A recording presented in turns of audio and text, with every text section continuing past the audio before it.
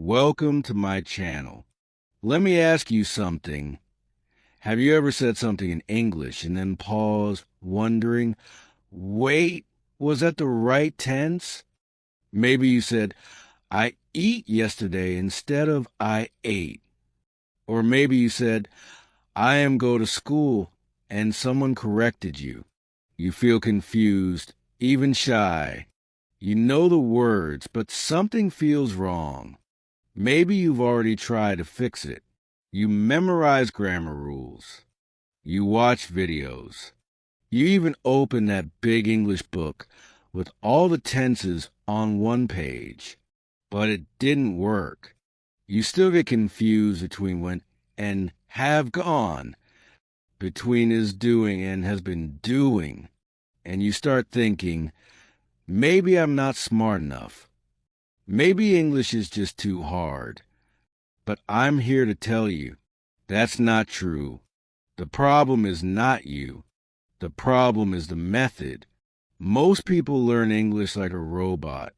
Memorize, repeat, forget. But English is not a machine. English is a language, a living thing. It's something you use with your heart, not just your head. So today, I'm going to teach you how to understand all the English tenses in a way that finally makes sense. No boring grammar charts. No difficult formulas. No read page 56 and memorize. Just real, easy natural learning. Tenses that connect to your real life, your past, your present, your dreams about the future. By the end of this video, you won't just know the tenses, you'll be able to use them, speak them, feel confident about them, even explain them to someone else. So don't go anywhere. Stay with me. Let's start. Chapter 1. The Secret of Time. What are tenses, really? Let me tell you a little secret. Most English learners are taught to fear grammar. They are told that English tenses are a list of hard rules, formulas you have to memorize like math equations. But guess what? That method doesn't work. Not for most people. Because you're not a robot. You're a human. And English isn't just grammar. It's communication. It's a way to share time with words. So what are tenses, really? Tenses are not scary rules. Tenses are simply time machines. Yes, every tense is just a small tool that tells your listener, hey, I'm talking about the past. Or, this is happening now. Or, this will happen later. That's it. Every tense, no matter how complicated it sounds, is just a way to help people understand when something happens. So let's make it even simpler. There are only three main times in life: past, present, future. Everything you do, feel, think, or say happens in one of these three. If something already happened, that's the past. If something is happening now, that's the present. If something will happen later, that's the future. Now, here's the beautiful part. Every English tense is just a small variation of these three. Each one gives more detail. Each one adds more emotion, more focus, more clarity. That's why there are 12 tenses. But really, they are just past, present, future, each with 4 styles. Now think of it like this. Imagine time as a road. You're standing in the present. Behind you, that's the past. In front of you, that's the future.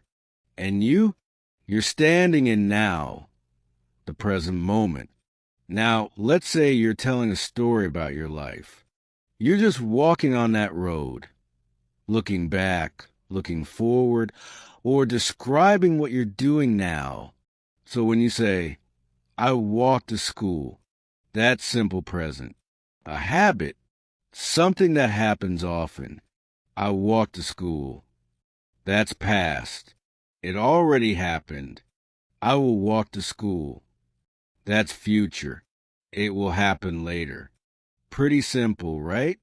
But here's what makes English so expressive. You can go deeper. You can describe how long something lasted. You can show if it was still happening. You can tell someone if it was finished, just started, or still going on. That's where the other tenses come in. So instead of just saying, I walked, you might say, I was walking, to show it was in progress. I had walked, to show it was finished before something else. I had been walking, to show it was happening for some time before something else. See? The tense just gives extra information. It adds flavor. It adds detail. But the base idea is always the same. Past, present, future. Let me give you one more way to see this. Think of tenses like cameras. You are taking a picture time. You can take a quick snapshot, 1 second, 1 moment. I ate. I sleep. I will go. Or you can take a video, something with action and movement. I was eating. I have been sleeping. I will be going. Both are useful. Both help people understand your message better. You just have to choose the right camera, the right tense, to show your listener what you want them to see.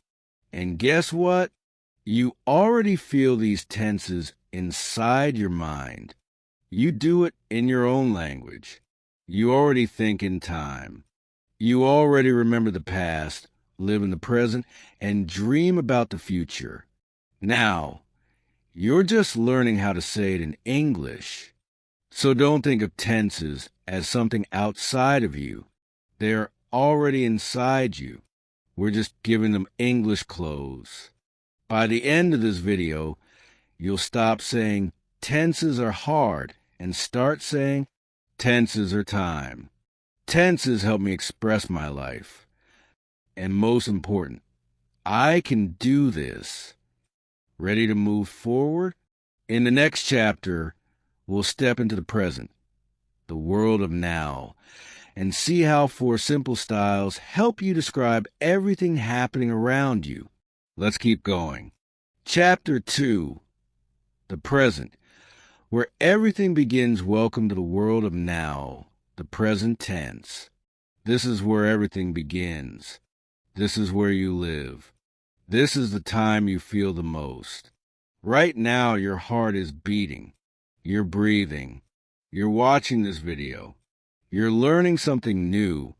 The present is not just a time. It's an experience.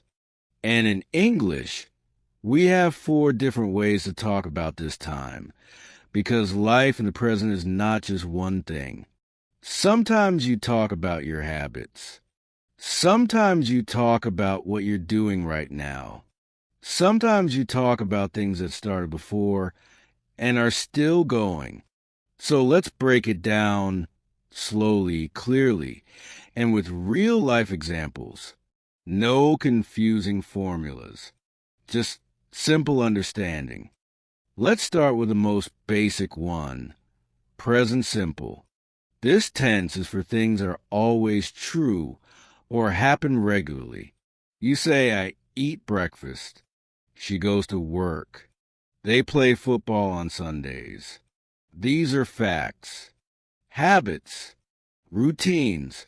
You're not talking about this 1 second. You're talking about a pattern. Something that happens again and again. Think of present simple like a calendar. It marks regular things. And it's also used for truths. Water boils at 100 degrees. The sun rises in the east. Simple, right? That's why it's called simple present. Now, let's move to the second one, present continuous, also called present progressive. This one is used when something is happening right now. It's alive. It's moving. It's not finished. You say, I am eating breakfast. She is working on her laptop. They are watching TV. Look at the difference. I eat breakfast equals I usually do this. It's my habit. I am eating breakfast equals I'm doing it right now, in this moment. Imagine you're on a live camera. Whatever is happening in this second, that's present continuous. Also, we use this for things happening around now. Maybe not at the exact second, but close. For example, I'm learning English these days. Even if you're not studying right now, it's still something you're doing in this time period. Now let's go a little deeper. Let's talk about present perfect. This one is powerful. It connects the past to the present. It's used when something started before, and the effect is still true now. You say, I have eaten breakfast. She has finished her homework. They have visited London. Let's understand this clearly. I have eaten breakfast means I ate some time before now, and now I'm not hungry. The action is finished, but the result is still present. Think of present perfect like a bridge between the past and the now. You use it when the past matters now. Here are more examples. I have lost my keys. Now I can't find them. He has broken his arm, so now he can't play. We also use present perfect for experiences. I have seen that movie. She has traveled to Paris. It doesn't say when. It just says, this happened in my life, and I remember it now. Now comes the longest one. Present perfect continuous. Yes, the name is long, but the idea is simple. It's for something that started in the past and is still happening now. You want to show how long something has been going on. You say, I have been eating breakfast for 10 minutes. She has been working all morning. They have been waiting for the bus since 8 a.m. The feeling here is, I started before, I'm still doing it. And I want you to know it's been a while. This tense is emotional. It shows effort, time, energy. Imagine a tired student saying, I've been studying all night. You can feel it, right? Or a frustrated person saying, I've been calling you for hours. So remember, present perfect continuous is about duration. It connects time, emotion, and action. Let's take one final look at all four with the same example. Eat breakfast. I eat breakfast, a habit. I do it every day. I am eating breakfast right now, at this moment.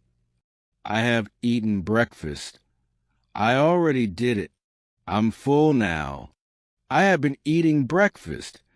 I started earlier and I'm still eating.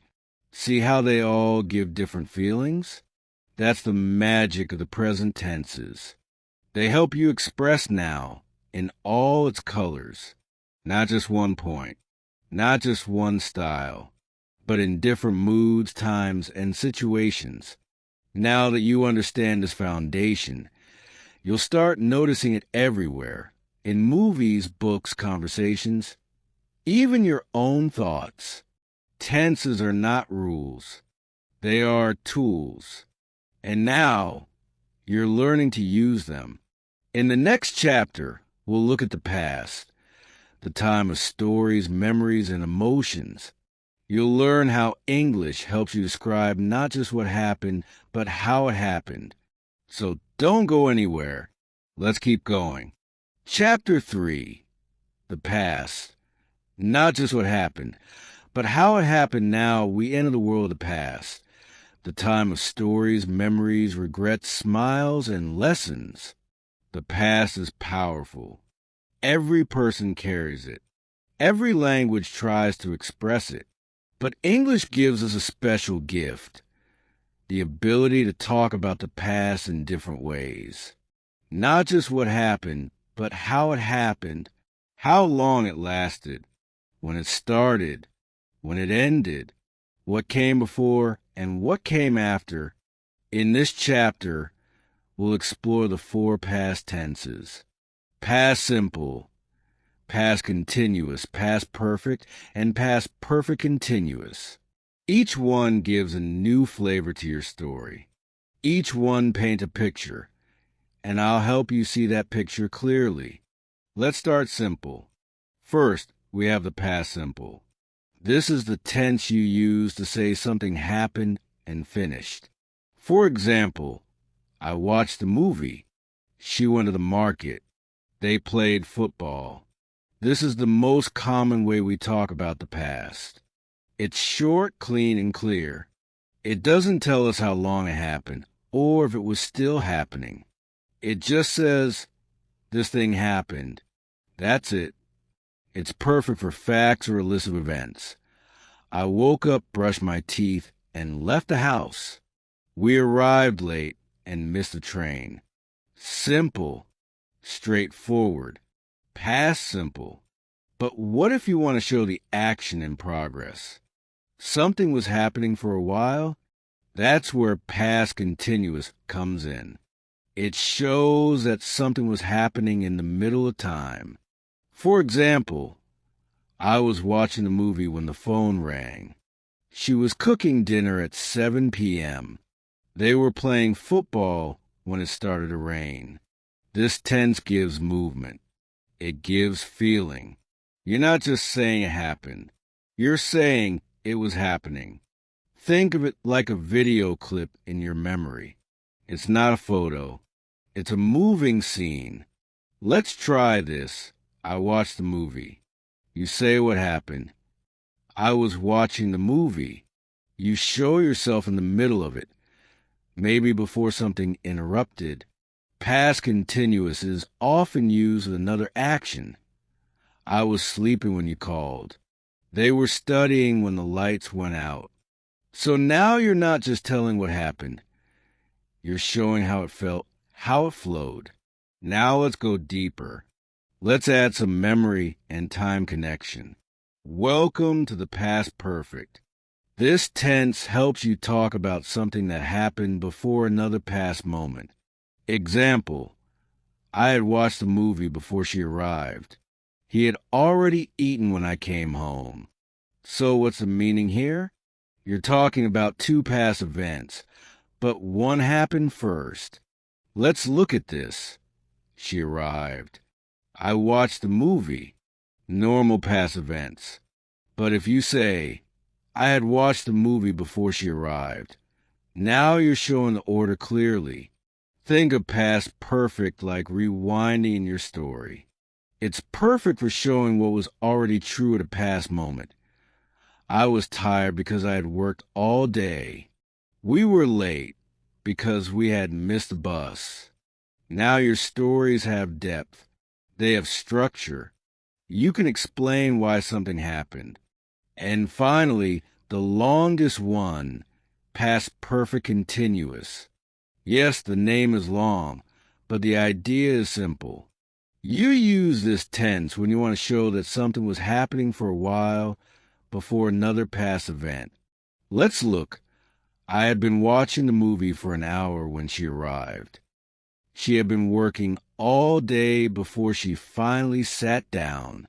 So what's happening here? You started something. It continued. And then something else happened. You use this tense when you want to show the duration and feeling before a past event. He was tired because he had been running. They were angry because they had been waiting too long. It adds emotion. It adds weight. You're not just saying what happened. You're showing what led to that moment. Let's bring all together with one story. I watched the movie. Simple fact. I was watching the movie when the lights went out. It was happening, and then something interrupted. I had watched the movie before my friend arrived. Finished before another past moment. I had been watching the movie for an hour before the power cut. It was going on for a while before something happened. Each tense changes the feeling of a sentence. Each one helps you express your memory, your emotion, your story. That's the beauty of English tenses. They don't just tell what happened. They show your world, your moments, your journey. In the next chapter, we'll move forward into the world of dreams, plans, hopes, and promises. We'll explore the future tenses and learn how to speak clearly about what hasn't happened yet. Let's continue. Chapter 4. The future. Your dreams and words, let's talk about the future. Your future. Your goals, your dreams, your plans, your tomorrow. We all think about the future. It's where our hope lives. It's where change happens. It's where we imagine the life we want. And in English, you can talk about the future in not just one way, but in many ways. Not everything in the future is the same. Sometimes you plan. Sometimes you predict. Sometimes you make a promise. Sometimes something will definitely happen. And sometimes you're not so sure. That's why English gives us many tools to talk about the future, with different feelings and meanings. Not just will. There's also going to, will be doing, will have done, and will have been doing. Each one has a purpose. Each one helps you express a different kind of future. Let's walk through them together, step by step, slowly, with feeling. Let's begin with the most common one. Will. We use will when we decide something at the moment, like a quick promise or a sudden idea. Example, I will call you later. She will help you. It will rain tomorrow. You didn't plan these things in advance. You just thought about them now, and you're speaking your decision or your belief. Think of will like a light switch. You flip it on in your mind, and you say it. We also use will for promises. I will always love you. I will never forget this day. Or for predictions. People will live on Mars one day. That team will win the game. So, will is flexible. It's strong. It's simple. And it's often used when we speak without planning too much. But what if you do have a plan? Something you already decided? Then we use going to. Examples. I'm going to visit my grandmother next week. They're going to build a new school. She's going to start a new job. The feeling here is, I've already decided. I know this will happen. This is not a sudden idea. This is a plan. So how is it different from will? Let's compare I will call him. I just decided now. I'm going to call him. I planned it already. Going to also works with predictions when we see evidence. Look at those dark clouds. It's going to rain. You can see the signs. Will is more about belief. Going to is more about plans or signs. Now let's look at something more active. Will be doing. This is called the future continuous tense. We use this when something will be happening at a certain time in the future. Examples. This time tomorrow, I will be flying to London. Next week, they will be working on the project. The feeling here is like you're looking into the future and watching an action in progress. It's happening, not finished, not started, but right in the middle. This tense helps us show activity in the future, things that are alive, moving, happening. Here's a fun example. At 8 p.m. tonight, I will be watching my favorite show and eating pizza. Now that sounds like a great plan, doesn't it? Now, let's add a sense of completion. That brings us to will have done, the future perfect tense. This tense is used to talk about something that will be finished before a certain future moment. Examples: by Friday, I will have finished the book. She will have completed her course by the end of this year. You are imagining a future time and saying, by that time, this thing will be done. Let's try one more. In 2 hours, they will have arrived. They are not here now, but when 2 hours pass, they will be here. This tense is great for goals and deadlines. It helps you talk like a planner, someone who is working toward success. Finally, we have the longest one. We'll have been doing the future perfect continuous tense. Yes, it's long, but it's not hard.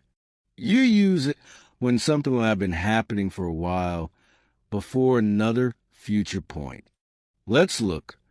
By next month, I will have been learning English for 1 year. She will have been working here for 5 years in December. The focus here is on duration, how long something will continue. It's emotional. It shows your effort, your journey, your consistency. Imagine saying, by 2026, we will have been building this company for a decade. That's powerful, right? Let's recap with one sentence. Today is Monday. On Friday, I will finish the work. Decision, I'm going to finish the work. Plan, I will be finishing the work. Ongoing action on Friday, I will have finished the work. Completed before Friday ends, I will have been working all week. Showing effort and time, each one is different. Each one is meaningful. And now, you know how to use them. You can talk about your plans, your dreams, your promises, your progress. You are not just learning English grammar. You are building your future with words. In the next chapter, we'll give you something even more exciting. A simple trick to remember all 12 tenses. One method that makes everything clear, fast, and fun. So, don't go anywhere. We're just getting stronger. Chapter 5. The easy formula. One trick to remember all 12 tenses okay. Take a deep breath. You've come so far. You've learned the present, the past, the future. You've seen all the tenses in action. You've read stories, felt emotions, and started understanding how English time really works. But now, it's time for the magic trick. Yes, one simple trick that will help you remember all 12 tenses forever. Not with stress, not with memorization, but with clarity. I call it the 3x4 time map. Let's build it together. Imagine a table, just like a small chart. On one side, you have time, past, present, future. And across the top, you have 4 aspects of action. Simple, basic fact, continuous, in progress, perfect, already finished, perfect, continuous, happening for some time. Now, when you mix these, you get 3 times 4 is equal to 12 tenses. Let me show you this step by step. First row, the present simple, I eat, used for habits and facts. Present continuous, I am eating, used for actions happening now. Present perfect, I have eaten, used for things done before now, with present result. Present perfect continuous, I've been eating, used to show how long something has been happening, and it's still happening. These tenses help you talk about what's true now, whether it's a habit, an action, a result, or a process. Second row, the past simple, I ate, used for actions that are finished. Past continuous, I was eating, used for actions that were happening in the past. Past perfect, I had eaten, Use to show something that happened before another past event. Past perfect continuous. I had been eating. Use to show how long something was happening before something else happened. These tenses help you paint the past clearly, slowly, emotionally. Third row, the future simple, I will eat. Use for promises, predictions, or decisions. Future continuous, I will be eating. Use to show an action in progress at a future time. Future perfect, I will have eaten. Use to show something will be finished before a future time. Future perfect continuous, I will have been eating. Use to show how long something will have been happening by a future time. These tenses help you speak your goals, plans, dreams, in all their time and motion. Let's pause. Look at that. One chart. 3 times. For aspects. That's all English tenses are. Not 12 scary grammar monsters. Just one beautiful pattern. And now, let's make it real. Imagine your daily routine. Let's take a simple action. Studying. Let's plug it into the chart. I study every day. Present simple. I am studying now. Present continuous. I have studied today. Present perfect. I have been studying for 2 hours. Present perfect continuous. I studied yesterday. Past simple. I was studying when you called. Past continuous. I had studied before dinner. Past perfect.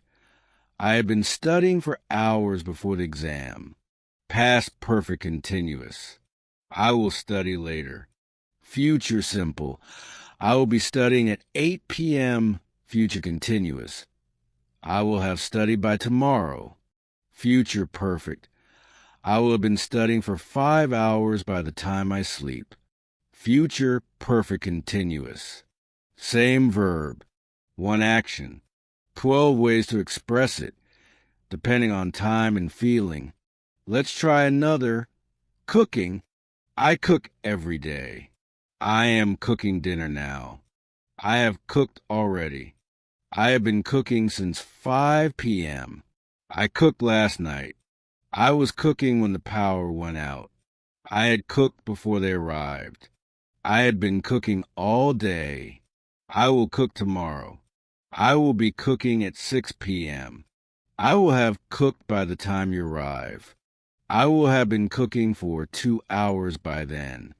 Every sentence tells a different story, just by changing the tense. Here's the secret. You don't need to memorize each tense as a rule. You just need to ask 2 questions. What time am I talking about? Past, present, future. What do I want to show? Fact, action in progress, result, duration. Once you answer those 2, the right tense becomes clear. This is your easy formula. This is your time map. Put it on your wall. Practice with it. Try it with different verbs.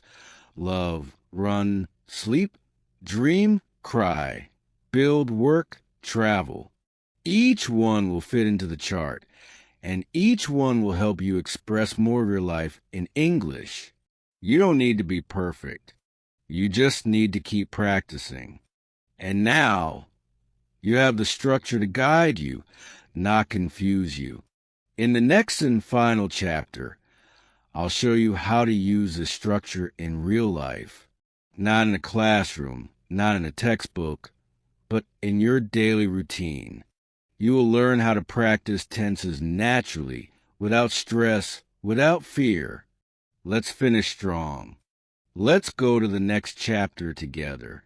Chapter 6, Real Practice. How to use tenses in daily life without a textbook. You come so far. You now understand all 12 tenses. You know how to talk about the past, the present, and the future. You've seen the structure, the time map, the feelings behind each sentence. And maybe for the first time, English grammar feels simple. clear, alive. But let me tell you something very important. Understanding is not enough. You have to use it. Because grammar is not meant to stay in your brain. It's meant to live in your mouth, in your hands, in your daily life. And here's the good news. You don't need a textbook. You don't need a teacher. You don't even need a classroom. You already have everything you need right now to start practicing tenses naturally. Let me show you how. 1. Talk to yourself. Yes, really? You might think this sounds strange, but it works like magic. Start small. Every morning, when you wake up, describe what you're doing out loud in English. Example, I am brushing my teeth. I am making tea. I have made breakfast. I will go to work soon. Just talk to yourself like a narrator in your own movie. Use present, past, and future tenses as you go through your day. At night before bed, tell yourself what you did. I worked hard today. I have been thinking about my project. I watched a video in English. I learned something new. This is not grammar practice. This is life in English. And the more you do it, the more natural it becomes. Record short stories. Use your phone. Open the voice recorder. Press the button and speak. Tell a story, a real one or an imaginary one. Even 30 seconds is powerful. Use different tenses. Yesterday, I went to the market. I was looking for bananas, but they were gone. I had forgotten to check the time. Next time, I will go earlier. Or, one day, I will be traveling the world. I will have learned English. I will have been practicing for years. Then listen to yourself. Notice your tenses. Notice how it feels. You will sound better and better each time. Bonus tip. Try retelling the same story in different tenses. First, tell in the past. Then try it in the present. Then imagine it in the future. This teaches your brain how to shift time like a native speaker. Watch real scenes and copy. Go to YouTube. Watch a clip from a movie, a TV show, or a short video. Choose something simple and emotional. As you watch, pause the video and ask, what tense did they just use? Why did they use that tense? Then try to repeat it. Try saying it yourself in the same tone. Example, a character says, I've been waiting for this moment all my life. Stop. Say it. Feel it. Now ask yourself, why I've been waiting? Because it shows time and emotion. It's not just grammar, it's storytelling. Try this 10 minutes a day. No rules. No books. Just listening, feeling, copying. Describe your day using 3 tenses at the end of the day. Take a deep breath and speak 3 sentences, using the past, present, and future. Example, past. I studied English today. Present. I am feeling proud. Future. I will study again tomorrow. That's it. Simple? Yes. Powerful? Very. This one small habit trains your brain to think in time, in English, and you don't have to be perfect. You just have to be consistent. Let me remind you, you don't need big grammar words to be a speaker. You don't need 100% accuracy to be a communicator. You need confidence. You need emotion. You need to practice in a way that feels real, personal, alive. Think of a baby learning to walk. They fall. They wobble. They try again. Nobody says, you're not walking perfectly. Everyone says, Keep going. You're doing it. You are that learner. You are walking in English. And every time you speak, even one small sentence, you are getting stronger. Forget the fear. Forget the pressure. Forget the idea that grammar must be perfect. Instead, remember this. English is not a test. English is your voice. English is your future. So go ahead. Use the tenses. Talk to yourself. Tell your story. Describe your dreams. Laugh at your mistakes. And keep going. Because you are no longer just a student. You are a communicator. You are a storyteller. You are becoming fluent, one sentence at a time. And I believe in you. Now it's your turn. This video didn't just give you grammar rules. It gave you tools to express your life in English. But remember, tools only work if you pick them up and use them. So don't just scroll to the next video. Do something brave right now. Write one sentence in English in the comments below in any tense. Say, I'm learning. Say, I've started. Say, I will practice every day. Say anything. Make it real. I promise you, I will read it. I will support you. And if this video helped you, even a little, like it, subscribe to the channel, and share it with just one friend who's learning English too. Together, we can build a community of learners who grow with courage and confidence. Let's keep learning. Let's keep practicing. See you in the next one. Waving hand, speech balloon, writing hand.